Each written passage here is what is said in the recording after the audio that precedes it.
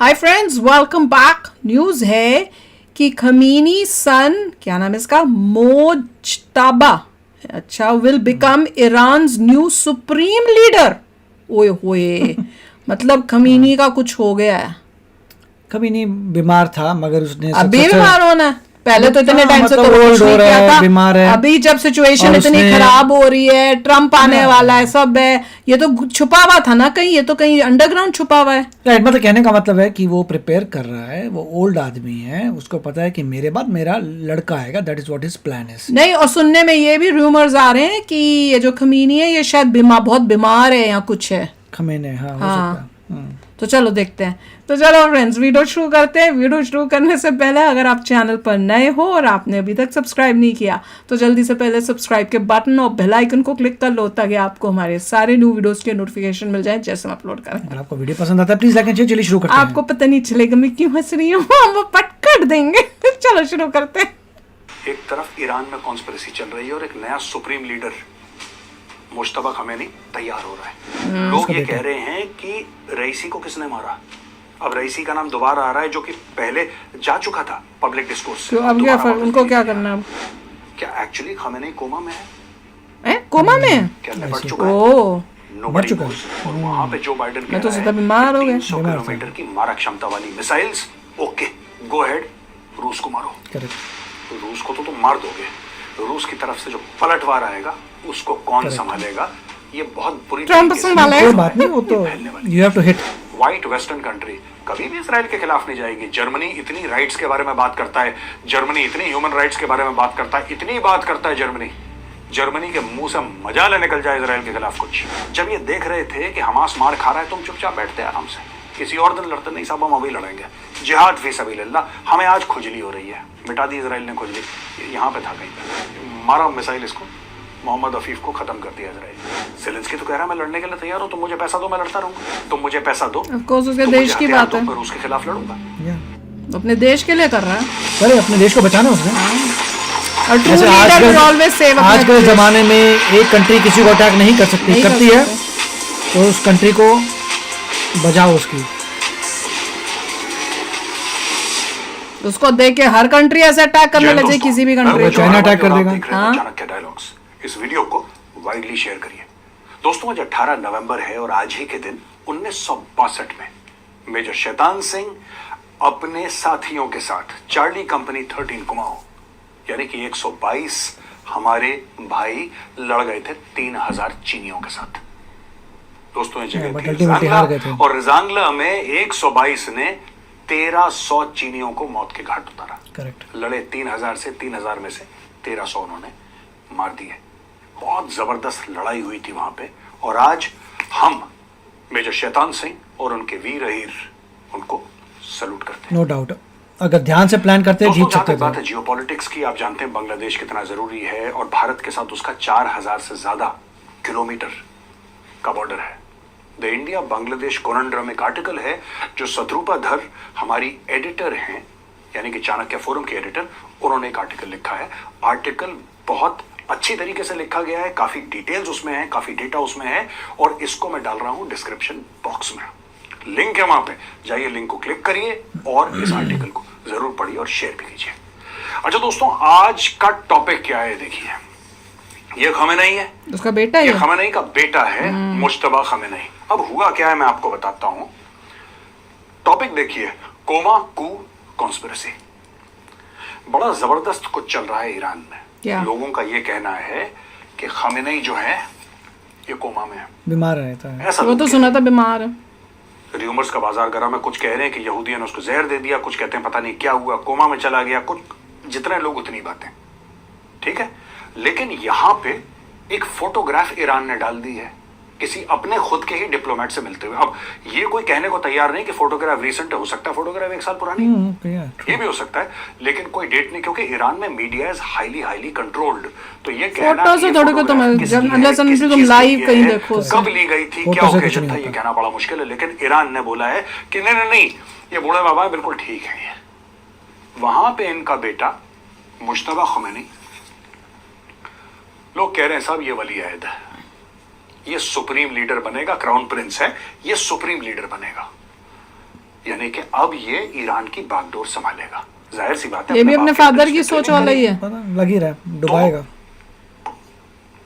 बाप को कोमा में डाल के कू कर दी। और ये कॉन्स्पिरेसी क्या है, ये साजिश है क्या दोस्तों? वगैरह खुद बनने के लिए अपने फादर को कर दिया, ऐसे तो नहीं किया होगा। चलिए दोस्तों, अगली स्लाइड में मैं बिना आपको डेटा के बताता can't हूं set कि the मुश्तबा chances खमीनी तो ने कम आखिर है। किया क्या है। करना होता तो पहले नहीं कर Conspiracy देता। थोड़ी दोस्तों, ये पूरी आप है। जानते हैं, ये अली खमेनी है, जिसको लोग कह रहे हैं कि इसको हो गया है कोमा। ठीक है, ये उसका बेटा है। ऐसे बेचारों के सर पे रखना अच्छी बात नहीं है। हम क्या और ये बोले। इब्राहिम रईसी है जो कि ऑफ हो गया। याद है आपको इसकी स्टोरी? प्रेसिडेंट ऑफ ईरान एक हेलीकॉप्टर क्रैश में मरता है और 72 घंटे के अंदर ये लोग इंक्वायरी करके ये बोल देते हैं कि साहब ये जो बंदा है ना, वेदर की वजह से हेलीकॉप्टर क्रैश हो गया, स्टोरी खत्म हो गई। प्रॉपर इंक्वायरी करी ईरान ने, लेकिन इंक्वायरी किसी के साथ शेयर नहीं करी, ना मीडिया के साथ ना किसी और के साथ, चुपचाप अंदर करी। 72 घंटे के अंदर थैंक यू बोल के टाटा कर दिया। लोगों ने बात करना बंद कर दिया। Sitting president of Iran Ibrahim Raisi, sitting president मर जाता है, कोई बात ही नहीं करता। Standing एक तो दो हो दिन नहीं हलचल होती है, कहानी खत्म। अब लोग ये कह लोग रहे हैं sitting बड़ा use करते थे, कि ये बोला जो standing था तो हो नहीं इब्राहिम सकता। रईसी, ये लेना चाहता था इसकी जगह। समझ रहे हैं आप स्टोरी? अब आप समझ गए ना मैं क्या बोल रहा हूँ? ये बोल रहे कि इन ये लोगों लेना ने चाहता था मरवाया। इसकी जगह। ये बनना चाह रहा था सुप्रीम लीडर। इसने बोला कि ये बंदा जो है ये तो मेरे पापा हैं, मैं इसलिए बनूंगा। therefore तुम्हारा थैंक यू मैं बोलता हूँ। इजराइल ऐसा ने लोग किया। ईरान के अंदर बोल Oh, रहे हैं, yeah, ऐसे इजराइल ने किया rumors था। बड़े, जिसको कहते हैं कि दिस पीपल डू एनीथिंग। वैसी पूरे तो उनके सोशल इजराइल ने मीडिया किया। पे। अच्छा, वहां पे सोशल मीडिया पे कंट्रोल बहुत जबरदस्त है, लेकिन फिर भी सोशल मीडिया पे लोग कुछ की अपनों ने धोखा, इस टाइप की बातें गोल गोल। अब दोस्तों बात यह है कि ये कोबा ये में तो चला बड़ी गया। अजीब बात होगी ये सच हुआ। ईरान मना कर रहा है, सब लोग कह रहे हैं कि ये सुप्रीम लीडर बनने वाला है, ये ये मना तो कर रहा बनेगा है, ही। इसको ये मर गया, इसको मरवा दिया। ये सारी की सारी कॉन्स्पिरेसी थ्योरीज ईरान में इस वक्त चल रही है तभी दोस्तों। conspiracy और theory बड़ा है। इंटरेस्टिंग है। देखिए मैं आपको एक बात बताता हूं, ट्रंप ने साफ सीधी बात बोल दी है कि मैं एक ब्लैंक चेक लेके नेतन्याहू के हाथ में देने वाला हूं। Blank cheque. दोस्तों अब मैं आपको एक खास बात अरुण, उसने बताना बोला चाहता हूं, था, जो नहीं मैंने बोला कुछ था? दिन पहले मुझे नहीं एक पता। प्रेडिक्शन करा था, वो प्रेडिक्शन सही हो गया। उसने बोला था मैंने I ये don't बोला know. था राइट कि जो मुस्लिम्स हैं अमेरिका में, उनको लगा कि ट्रंप उनका सगा है, ठीक है, और नहीं। कैसे उनको लग ऐसा सकता है? लगा कैसे कि लग किसी सकता है? तरीके से ट्रंप जो वो है तो ये सब इजराइल भाषण में को बोलता डांटेगा, against। इजराइल नहीं को झड़पेगा, बोलेगा हटो पीछे, ये लड़ाई बंद करो और फिलिस्तीनी। नहीं, मैंने उस दिन किसी भी को बोला लग नहीं था सकता। कि ये यहाँ वो तुम्हारी बहुत क्लियरली हर जगह उसने बोला है। बहुत बड़ी गलती है तुम्हारी। Exactly. वो कैसे सोच सकते किसको हैं? मैंने बोला था? जो अमेरिका में मुस्लिम्स हैं उनको।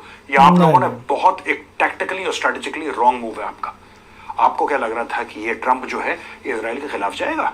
अरे वो तो पहले आज से की तारीख बहुत में क्लियरली बोला हुआ यही उसने, तो लोग इतना क्लियरली तो आगे देख रहे हैं कि डेमोक्रेट्स ने नहीं बोला। Correct. Everybody new republicans are with video. The Israel. दोस्तों मैं आपको बताता हूं इसमें इशू क्या है। बहुत सारे मुस्लिम्स ने जो कि यूएस में थे, they have voted for Trump. They can not ever vote और फॉर मुझे ऐसा ट्रम्प। लगता है कि उनकी तरफ से एक भारी कैलकुलेशन मिस्टेक हो गई है। ये कैलकुलेशन मिस्टेक मैं आपको समझाना चाहता हूं, फिर मैं आपको बताऊंगा कि ट्रंप प्रेसिडेंट ट्रंप ने मुस्लिम बना कंट्री से नहीं है, उसने इमिग्रेशन बंद शपथ किया। नहीं वही ली तो है, मैं वो बोलने वाली president थी अभी। elect मैंने है। कहा ये लेकिन बोलने और फिर क्या-क्या बोलूंगी। हो चुका है अभी तक, आप देखिए, मैं आपको समझाता हूँ। देखिए, सबसे पहली बात है कि जो मुस्लिम्स थे अमेरिका में, जो वोटर्स थे, उनको ऐसा लगा कि साहब ये जो पूरा मैटर चल रहा है ईरान के साथ, इसमें और हिजबुल्ला और हमास के साथ, इसमें क्या है कि कमला हैरिस ने इजराइल को खुली छूट दे रखी है और इतने नहीं। मुस्लिम्स मर गए, because that is how they look at it in that context of Muslim deaths, कि इतने मुसलमान मर गए हैं और इसलिए हम ट्रंप ट्रंप होता को तो और support जाते करेंगे, हैं। ट्रंप लड़ाई रोकेगा।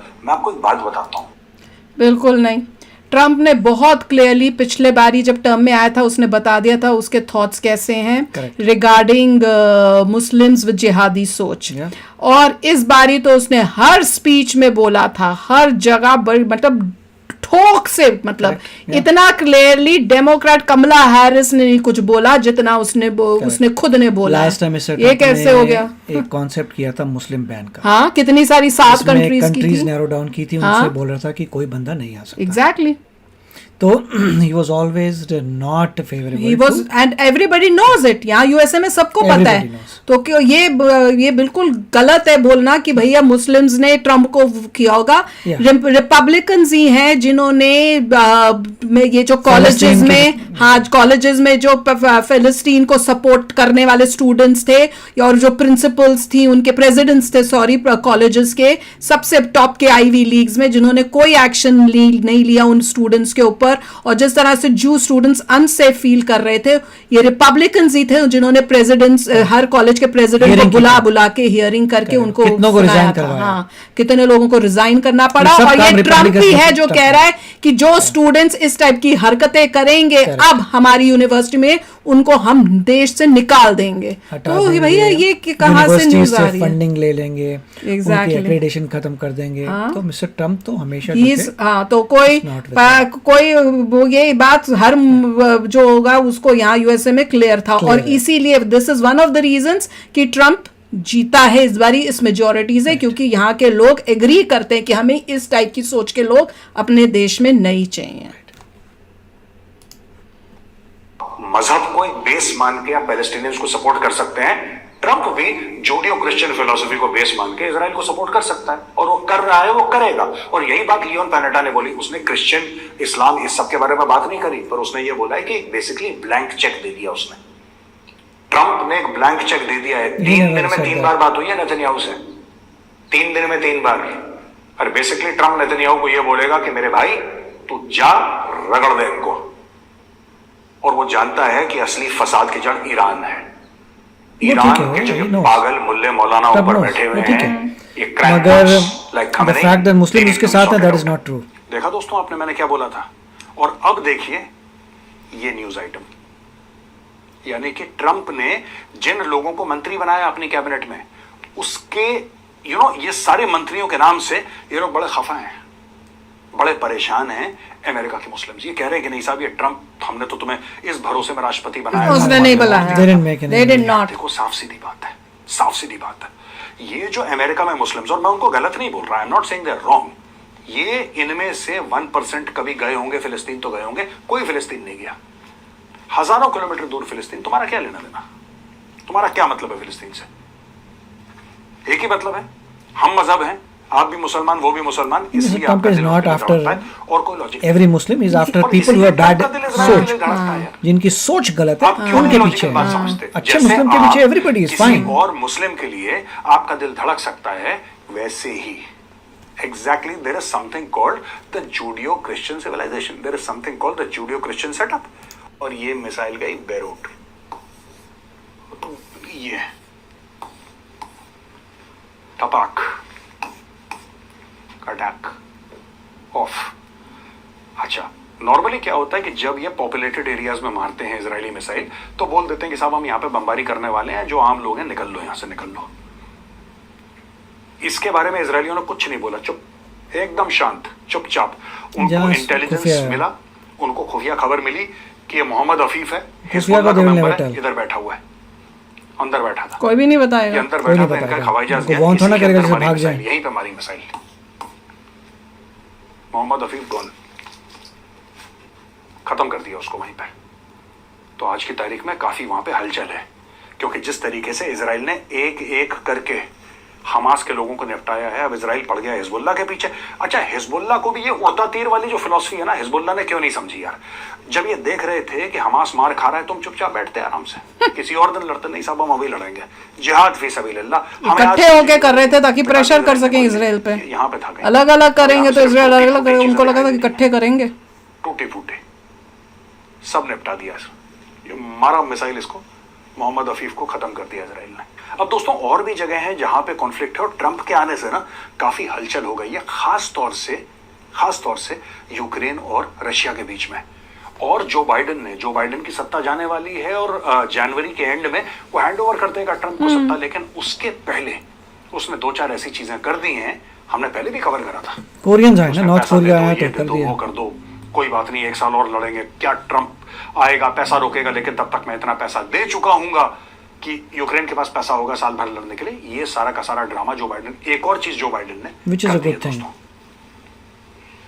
अभी तक जो अमेरिका ने परमिशन दी थी या यूरोपियन देशों ने जो परमिशन दी थी वो बोला था कि साहब जो भी हम हथियार तुम्हें देंगे वो तुम जिसको कहते हैं ना Defensive कि के लिए। अपने सेल्फ डिफेंस में इस्तेमाल करना, That's खुद it. को बचाने Not के for लिए, offense. या उसका रेंज बड़ा शॉर्ट था, 10 किलोमीटर, 15, 20, 25, 30, 40 इतना ही रेंज था। ज्यादा रेंज के इन्होंने हथियार इस्तेमाल करने को इनको अलाउ नहीं क्योंकि करा। एस्केलेट नहीं करना चाहते थे, लेकिन अचानक जो बाइडेन परमिट कर देता है क्योंकि नॉर्थ कोरिया के वो ATACMS को, सोल्जर्स, नहीं, और साथ में रशिया ने मिसाइल्स जो हैं इनके अंदर फेंके हैं। और ये सिविलियंस को मारा है। 300 किलोमीटर की मारक क्षमता, यानी कि रूस के 300 किलोमीटर के अंदर, यानी कि रूस के डिवीजन हेडक्वार्टर्स होंगे, ब्रिगेड हेडक्वार्टर होंगे, बटालियन हेडक्वार्टर होंगे, उनके लाइंस ऑफ हाँ, कम्युनिकेशन। तो जब वो तबाह हो रहे हैं तो वो भी तो तो फाइट है, और कोई ऑप्शन नहीं वो है। भी तो फिर तबाही आपको करेंगे। लड़ना पड़ेगा, यूक्रेन को लड़ना पड़ेगा, और कोई ऑप्शन नहीं है। कंसंट्रेशन होगा हर जगह। ये नहीं दिखा सकते कि हम डरपोक हैं। मिसाइल मार के They will fight. रशिया को नुकसान पहुंचा सकते हैं। यस, और ये चाह रहे हैं कि चीजें इतनी बढ़ जाएं कि मैटर खराब हो जाए। मैं आपको मैप पे समझा, खराब तो पता नहीं, रशिया बड़ी स्ट्रांग है, बट लड़ेंगे पूरी जान से, विच इज ओके। जान से हर देश लड़ता है। They're showing their brave. Absolutely same है। एंड एज ऑफ 1 मई 2024, ठीक है जी। अब ये देखिए, ये पहले मैं आपको समझा देता हूं मैप के बारे में। ये कुर्स्क है, जो यूक्रेन ने ले लिया अब। ये खारकीव है। आप ये याद रखना बस, ठीक है। Just remember these two places, right. Kharkiv के बिल्कुल नॉर्थ में कुर्स्क है, बस आपको ये याद रखना है कि इसके उत्तर पे है। अब यहां पे देखिए, ये जो रेड वाला एरिया है, रेड वाला ये पूरा area, this is occupied by Russia, ठीक है। ये पर्पल टाइप का एरिया है, ये था ऑक्यूपाइड बाय रशिया बिफोर फरवरी 2022। 2022 की फरवरी में क्या हुआ था, 24 फरवरी को पुतिन के टैंक्स ने क्रॉस कर लिया। तो पहले से कुछ एरिया इन्होंने ऑक्यूपाई कर रखा था, और कुछ है ग्रे जोन जो कि कॉन्टेस्टेड है, वो बड़ा हल्का फुल्का यहां वहां कुछ छुटपुट है, ठीक है जी। That's about it. अब मैं आपको बताता हूं इसमें गेम क्या है। ये जो है कुर्स्क के एरिया में, विच इज इनसाइड रशिया। अब ये लोग बोलेंगे कि साहब ठीक है, कौन लोग बोलेंगे? यहां से आप डायरेक्टली इधर मिसाइल मारो। आप समझ गए? नहीं, कौन कुर्स्क मारे? तो ऑलरेडी उसके कंट्रोल में है यूक्रेन हाँ, के। तो कौन मारेगा कुर्स्क में भाई? देखिए, स्टोरी ये है कि इसके आसपास यूक्रेन ने थोड़ी सी जमीन कैप्चर कर रखी है, बहुत किसके आसपास? राइट। कुर्स्क के लेकिन आसपास है, इसके रीजन पार, में। कुर्स्क के पार रशियन ट्रूप्स का कंसंट्रेशन है, नॉर्थ कोरियन। और वहां से ये लोग हमला बोल रहे हैं। यानी कि कुर्स्क से आप देख लो कि हमला, ये सब कुर्स्क जो है उसका यहाँ से थोड़ा सा पार्ट यूक्रेन ने ले लिया है। हाँ, पूरा नहीं लिया। अच्छा, यूक्रेन इतना स्ट्रांग है। Forget this. ये सारे के सारे हमले चल रहे हैं यहाँ पे।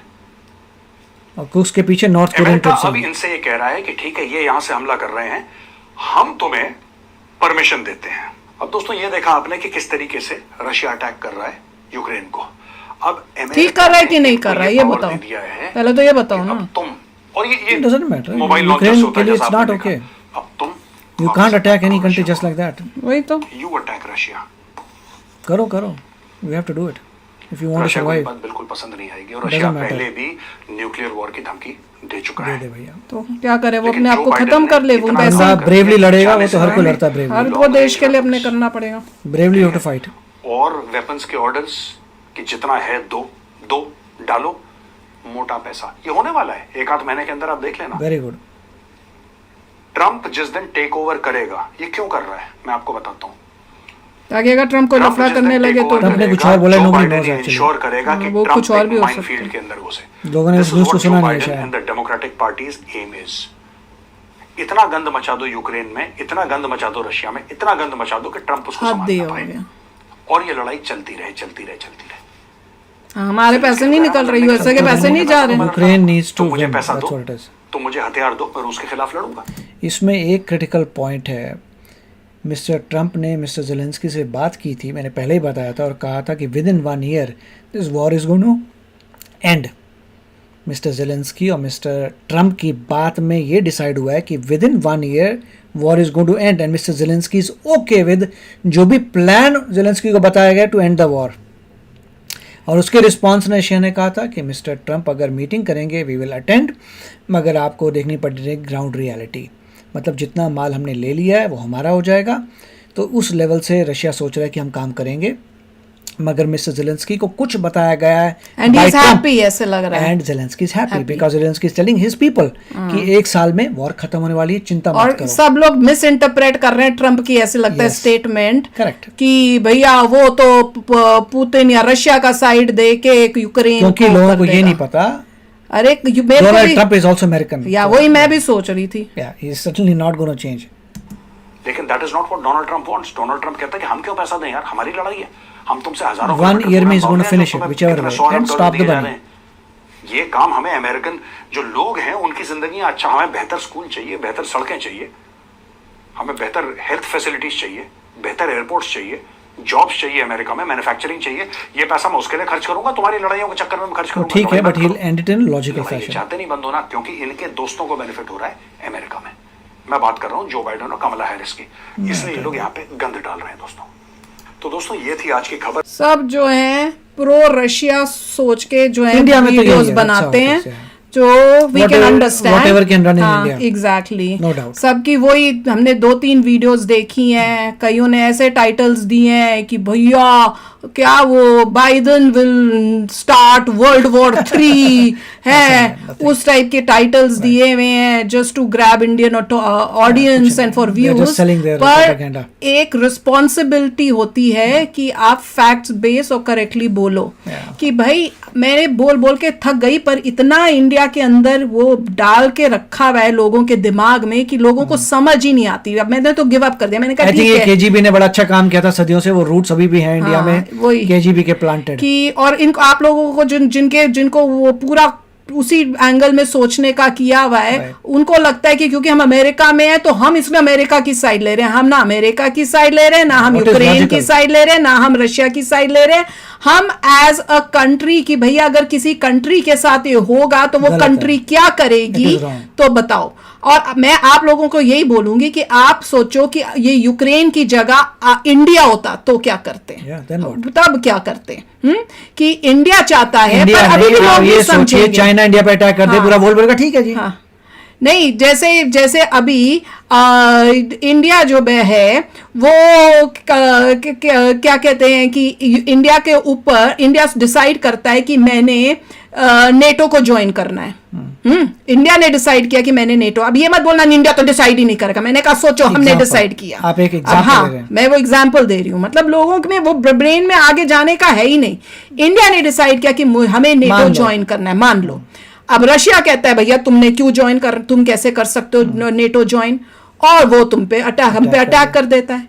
तो भैया क्या is it okay, It's not okay. बताओ। क्या और कोई भी रीजन हो यू कांट अटैक, डिप्लोमेसी से बात करिए। और वहां से अगर यूएसए इंडिया को सप्लाई करता है, जैसे अभी यूक्रेन को हो रही है सप्लाई, तो क्या वो गलत होगा कि वो कह रहे हैं कि कैसे इसने अटैक कर दिया, हम इसको सप्लाई करके करेंगे, इसको हेल्प करेंगे। और क्या यूक्रेन अब रशिया ने जो है इवन मिसाइल्स और नॉर्थ कोरिया के सोल्जर्स भी भेज दिए, और मिसाइल से इंडिया के जहां पे सिविलियंस है वहां पे भी अटैक करने लग जाए, और वहां पे यूएसए इंडिया को बोल रहा हो कि नहीं तुमने लॉन्ग रेंज नहीं यूज करना, तुमने सिर्फ डिफेंसिव होके रहना है, तो क्या इंडिया वो मानेगा? यूक्रेन तो फिर मान रहा है। और अब जब उन्होंने देखा है, अब यूएसए ने देखा कि भैया ये तो रशिया अंदर तक लॉन्ग रेंज कर रहा है, वहां से नॉर्थ कोरिया के ट्रूप्स भी आके करी जा रहे हैं, तो अगर यूएसए जो है इंडिया को दे कि अच्छा अब ये तुम्हारे लॉन्ग रेंज मिसाइल्स हैं, तुम इनको यूज करो, तो क्या वो गलत होगा भाई? एंड आई एम श्योर अभी भी लोग नहीं समझेंगे। नहीं, फिर फर्क भी नहीं पड़ता। देखिए अगर अपनी अपनी ये- थॉट्स हैं, मैं तो ये तो पॉइंट है कि अगर कोई बड़ी कंट्री छोटी कंट्री पर अटैक करे, is it okay? It is not okay. Country अलग अलग है, आराम से बातचीत करो, ये सब करो। You can't just attack any other country just because वो तुम्हारी बात नहीं। वो सॉवरेन कंट्री, उसकी मर्जी, उसको नेटो से ज्वाइन हाँ, करने किसके join करना नहीं करना, you can't attack अगर them. तुम उसे अटैक करोगे then you have done something wrong. Exactly. क्योंकि अगर आप उसे ओके करते हो तो हर बड़ी कंट्री छोटी कंट्री पे अटैक कर नहीं, देगी। फिर कई कई Which is not कई okay. कई लॉजिक ये थे कि भैया आप जब इजराइल अटैक कर रहा है और इनोसेंट्स को मार रहा है तो आप तब ओके हो, पर एक जब मिनट, जब भैया, यूक्रेन नहीं, नहीं, फिर क्या नहीं, यूक्रेन अगर इनोसेंट्स को नहीं, रशिया इनोसेंट्स को मार रहा है यूक्रेन में, तो वो ओके नहीं है। देखिए, point मैंने ये होता कहा है- लो भैया, मैं ऐसे लॉजिक को क्या नहीं, आंसर दूं? मैं इसराइल वाली बात बताता हूँ कि उसमें हमास ने पहले प्रॉब्लम शुरू की थी, राइट? हमास ने पहले शुरू की थी। अब ये बताइए, जब लोगों को पूछते हैं कि हमास के लोग हैं वो कहाँ से आए थे, कहीं से चाइना से उठ के हमास के बने हैं? नहीं ना, हमास के लोग वहीं पे गाज़ा के लोग ही हमास के बने थे, राइट? और कहाँ से बनेंगे, राइट? यू अंडरस्टैंड कि जो जहाँ पे है हिजबुल्लाह कहाँ से है? लेबनान के लोग ही हिजबुल्लाह बने हैं ना। ऐसा तो नहीं था कि कहीं और से उन्हें इम्पोर्ट किए लोग वहाँ रहने के लिए फिर वो बन गए। अब खुद बताइए, हमास के लोग जो हैं वो कहाँ के लोग हैं? हमास के लोग गाज़ा के लोग हैं, right?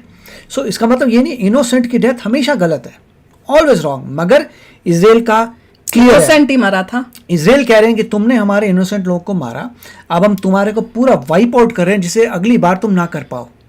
That is what Israel is क्या यूक्रेन ने किसी इनोसेंट्स को मारा था क्या रशिया में? जो That is the Russia point. जो है वो सारे यूक्रेन को वाइप आउट कर रहा है। भैया कुछ लॉजिकली सोचना चाहिए। पर मैं अब इसके बाद किसी भी जब भी हम मगर नहीं मेरा मानना यह है कि आप इनोसेंट की जान जो भी लेता है दैट इज नॉट ओके। मगर इसराइल हमारी तरह से नहीं सोचता। Israel doesn't think like normally जैसे हम लोग इंडियंस हैं उसके हिसाब से नहीं सुनता वो। इसराइल का है तुमने मेरे लोगों को, इनोसेंट सिविलियन को मारा, मैं तुम्हें खत्म कर दूंगा। That's how they think, that's what they are doing. उनका ये है कि भैया जैसे को तैसा। उनका ही, तुमने हमारे सिविलियन को मारा, अब हम जितनी भी टेररिस्ट ऑर्गेनाइजेशन को खत्म कर देंगे। टेररिस्ट ऑर्गेनाइजेशन खत्म करने के लिए अगर इनोसेंट की जाती है तो देर सिंह हमारे पास कोई ऑप्शन नहीं है, हमें वही करना पड़ेगा। और उन्हें टनल दिखा दिए, इतना दिखा दिया, सब दिखा दिया कि सब लोग उसी एरिया के हैं। That's what they are saying, and Israel is real, that's their problem. या एग्जैक्टली। तो भाई और इस टॉपिक पे जब डिसएग्रीमेंट होगा मैं अब कोई कमेंट्स नहीं करूंगी। नहीं, ओपिनियन है आपका, अपना आपका ओपिनियन ओपिनियन, जो करिए, enjoy करिए। हाँ, पर उसके बाद पर्सनल होके किया आधी इंडिया की जनता तो एंटरटेनमेंट के लिए देखती है। एंजॉय दिस एंटरटेनमेंट, अभी हैप्पी। तो दिल से क्यों लेते हो? एंटरटेनमेंट के लिए आते हो ना। एंटरटेनमेंट तो नहीं, पर थोड़ा लॉजिकली सोचना चाहिए। जस्ट ऐसे नहीं अपना मैं क्यों बोलता हूं एंटरटेनमेंट के लिए? क्योंकि जो बंदा जितना सेंट्रलाइज करता है उसमें जितने भी उल्टे पुल्टे कमेंट्स करता है, बड़े लोग खुश होते हैं कि अरे वाह वाह वाह। कोई जाके एक्चुअली चेक करता है लाइफ में कि क्या था क्या नहीं था। अभी ट्रम्प आएगा तो पता चलेगा कि कैसे कोई जाके अपनी स्टडी करता है कि जो अगला बंदा बोल रहा है वो ट्रू है नहीं है। आपने खुद स्टडी की है? नहीं की। That's what it is. पर एनीवे लॉजिकली सोचना चाहिए। और मैं तो यही सजेस्ट करूं कि जब भी आप कुछ सोचते हो तो सोचो अगर मैं इस पोजीशन में होता, उल्टी साइड में, मतलब यूक्रेन की जगह इंडिया होता तो मैं क्या करता। तो आप ब्रेवली लड़ते ना। आप क्या तब ये बोलोगे कि नेटो में क्यों ज्वाइन हो रहे थे? यूएसए नेटो में ज्वाइन करवा रहा था, यूएसए ने नहीं उसको बोला तू ज्वाइन हो जा, उसने डिसाइड किया। यूक्रेन पे अटैक हुआ है, यूक्रेन वाले ब्रेवली, छोटा देश है, रशिया इतना बड़ा है, मिलिट्री पावर है, फिर भी यूक्रेन के लोग इतनी ब्रेवली लड़ रहे हैं। उनको जो हेल्प कर रहे हैं उसकी हेल्प ले रहे हैं और लड़ रहे हैं। वो ब्रेवरी है यार, और क्या। फिर दूसरा क्वेश्चन ये था भैया, एक मुझे याद आया कि रशिया अगर हेल्प ले रहा है तो वो गलत हो गया, पर यूक्रेन जो हेल्प ले रहा है वो ठीक हो गया। अरे भैया यूक्रेन को सिर्फ वेपन्स मिल रहे हैं और छोटा सा देश है जिसका सब कुछ रशिया ने ले लिया, उसका सारा न्यूक्लियर खत्म कर दिया, सब खत्म कर दिया, ये बोलकर कि हम अटैक नहीं करेंगे। मिलिट्री पावर है, मिलिट्री पावर, सुपर पावर को हेल्प लेनी पड़ रही है चाइना से, नॉर्थ कोरिया से। तो सबके माइंड में क्वेश्चन मार्क आता है कि ये कौन सी सुपर मिलिट्री पावर है जो हेल्प ले रही है नॉर्थ कोरिया से, हेल्प ले रही है चाइना से। हमने ये एक्सपेक्ट नहीं किया था एक सुपर पावर से। यूक्रेन तो पता है ये छोटा देश है यार, उसमें दम कितना बेचारे का। वो ब्रेवली लड़ रहे हैं, और क्या करेंगे जब तुम उनकी कंट्री पे तुमने अटैक कर दिया। They are fighting bravely. उसके प्रॉब्लम क्यों हो रही है किसी इंसान को? अरे खुद लड़ रहे हैं, तुमसे कोई मांग थोड़ ना रहे हैं, अपना लड़ रहे हैं यार अपने हिसाब से। उसके जो देना चाहता है हेल्प वो हेल्प कर रहा है, जो देना चाहता है, जो नहीं देना चाहता वो नहीं दे रहा है। उसमें जो साधारण इंसान है उसके पेट में क्यों दर्द हो रही है? वो अपने उस पे अटैक, वो अपनी कंट्री को बचा रहा है। एक ऐसी कंट्री जिसके ऊपर एक बहुत बड़ी कंट्री अटैक कर रही है, वो फिर भी इतने टाइम से लड़ रहा है।